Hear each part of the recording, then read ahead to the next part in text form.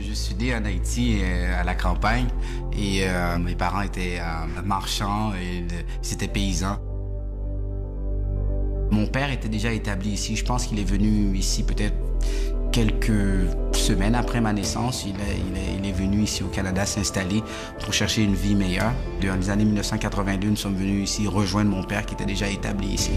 Et vraiment venir ici, pour nous, c'était un rêve, c'était une nouvelle vie, le début d'une nouvelle vie. Et aussi de l'espoir aussi pour voir enfin la famille se réunir, mais aussi pouvoir vivre ensemble dans un nouveau pays, dans un terre d'accueil où, ce qu'on nous avait dit, les possibilités externes étaient presque illimitées.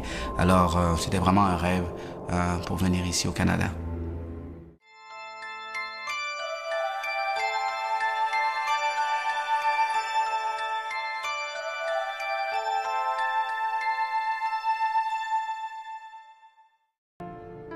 Le rêve a duré, je peux dire, quelques mois, peut-être 3-4 mois.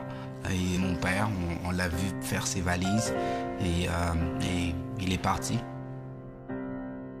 Ma mère a essayé de nous rassurer, d'être forte, de montrer que son Dieu n'allait pas l'abandonner. Alors c'est ça qu'elle nous répétait toujours.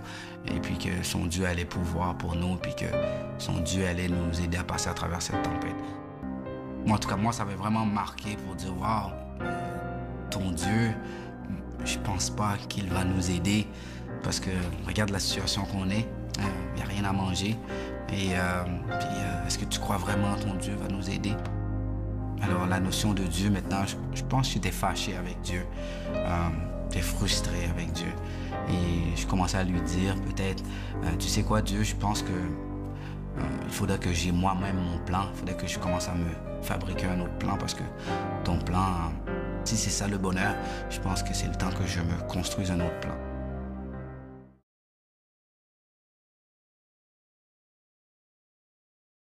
Quand je vais devenir grand, moi je vais devenir un oppresseur. Je vais devenir un bandit. Je ne vais pas demander, je vais prendre. J'ai rencontré d'autres individus qui étaient criminalisés, d'autres jeunes qui m'ont introduit au monde des gangs de rue. Et je me suis affilié, j'ai embarqué dans leur vision. Et je suis devenu, à partir de cette époque-là, je peux dire, un individu extrêmement violent. Aucun respect pour la vie, aucun respect pour les règles de la société. Un seul objectif, c'était construire mon bonheur au détriment de tout. Et j'ai commencé à prendre le revolver et la cagoule. Et j'ai commencé à m'adonner un peu plus profond dans la délinquance. Ma jeune vie d'adulte, moi, je l'ai passée presque toute en prison.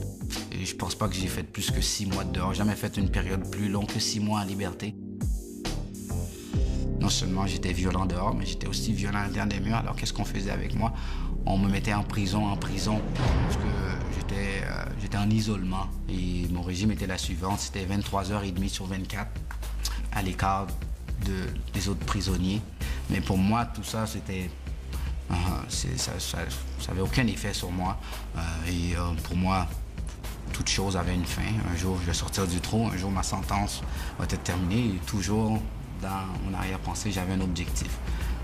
Je ne serais pas un oppressé. Je vais devenir un oppresseur. Le 18 mai 2002, je me suis retrouvé tout seul, face à face au miroir, avec ce monstre que j'étais. Et il y avait cette petite voix dans ma tête qui me disait « Asmic, regarde ce que tu es devenu, Asmic. Tu es devenu un monstre, Asmic. Regarde le parcours de ta vie, Asmic. Toute ta vie, tu as détruit des vies, Asmic. Ta main est tachée de sang. Asmic, il n'y a pas d'espoir pour des gens comme toi, Asmic. Tu as traversé la ligne de non-retour, ça fait longtemps. » Et je commençais à penser au suicide parce que vraiment, j'étais rendu dans un point de ma vie où ma vie était devenue sans sens. Il n'y avait pas de sens, ma vie. Alors que j'étais en isolement, j'ai entendu qu'il y avait un pasteur qui venait visiter des détenus. Je n'étais pas intéressé à voir le pasteur ou quoi que ce soit, mais pour moi, c'était une porte de sortie pour que je puisse sortir du trou. Il est en train de me parler d'amour. Et j'étais pas habitué à ça. Et un peu tout seul, dans ma noirceur, dans mon isolement, dans ma détresse, j'ai pris ce petit livre que le pasteur m'avait laissé. Et dans mon désespoir, je l'ai ouvert. Et c'est là que j'ai découvert le plus beau message que j'avais jamais entendu de toute ma vie. C'est dans Ézéchiel 33, verset 11. « Je suis vivant, dit le Seigneur. Ce que je désire, ce n'est pas que le méchant meure, mais c'est qu'il change de conduite et qu'il vive. » Je l'ai lu et je l'ai relu parce que ça faisait pas de sens. Mais ce que Dieu désire pour moi, c'est que je change de conduite et que je vive. Pour moi, c'était la meilleure bonne nouvelle que j'avais jamais entendue de toute ma vie. Et cette journée-là, le 18 mai 2002, dans ma cellule, j'ai pris le petit drapeau blanc et j'ai dit, Dieu, je sais que tu as dit dans ta parole que tu as un plan de bonheur pour moi. Et mon plan n'a pas marché. Alors voilà, comme un enfant qui vient vers son père avec un jouet brisé, je te demande de me réparer.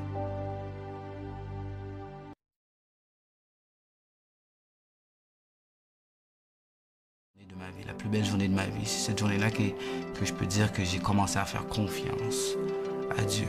Et Dieu a transformé ma vie. Il m'a donné un nouveau cœur. Il m'a régénéré complètement et totalement. Aujourd'hui, Dieu m'a béni avec une femme extraordinaire, mon épouse Suzy, et il nous a donné aussi 4 enfants merveilleux. J'ai 2 garçons et 2 filles. Et Dieu m'a appelé aussi à me tenir dans la brèche, dans la vie des jeunes qui ont un parcours peut-être aussi difficile que moi, qui sont dans le contexte que j'ai été. Je travaille au sein d'une organisation chrétienne qui s'appelle Jeunesse sans limite. Et ici, on a plusieurs programmes un peu pour accompagner les jeunes, mais non seulement les accompagner dans leurs moments difficiles, dans leur contexte familial, mais aussi pour leur parler de Dieu, pour les faire savoir qu'ils ont un Père et que malgré les situations difficiles qu'ils vivent, que Dieu est en contrôle, que Dieu a un plan merveilleux pour eux. Alors c'est ce que je fais depuis plus de 7 ans. Tout ce que je sais, c'est que un jour, il y a quelqu'un qui est venu et il m'a parlé de mon Père. Il m'a parlé de mon Père céleste, qui m'avait créé et que j'avais une raison de vivre. Et cette journée-là, ça a changé complètement toute l'équation, ça a changé ma vie complètement.